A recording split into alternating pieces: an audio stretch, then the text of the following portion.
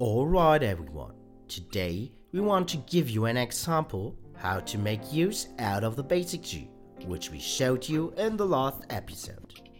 For this purpose, we're gonna make German roulades, Serviettenknoedel and green beans. For our roulades, we need large and very thin slices of beef. The first step is to spread 1 tablespoon yellow mustard on the top side of the meat slices.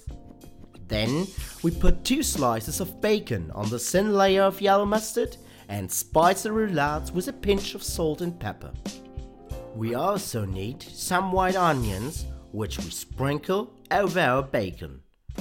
Also, very important are pieces of pickled cucumbers, which we add to our ingredients. Now we fold the endings at the slim side of our meat slices.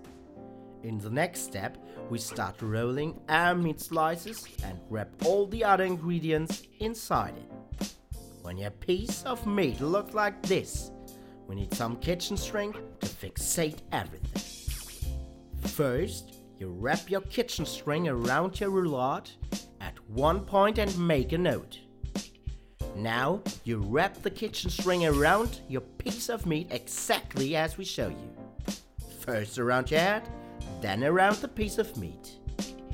Then turn your roulade around and fixate your kitchen string at the former bottom of it. This requires some practice, so take time doing that. After preparing several roulades, we need to fry them. Fry them until they get a decent amount of color on the surface.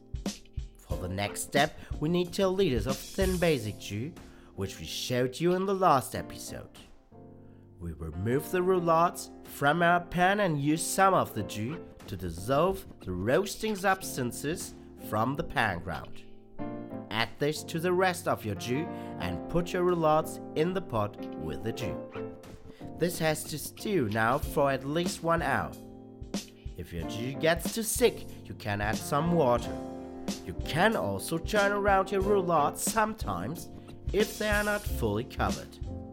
While our meat stews, we begin to prepare our Serviettenknoedel, or napkin dumplings if you want to translate it from the German original recipe. For this, we need 3 leftover buns from the day before. Cut the buns into small pieces and give the pieces in a bowl. Then we add 120 milliliters of milk to our bun pieces. Mix everything well and also add 2 middle-sized eggs. Next, we spice our mixture with a pinch of salt and pepper.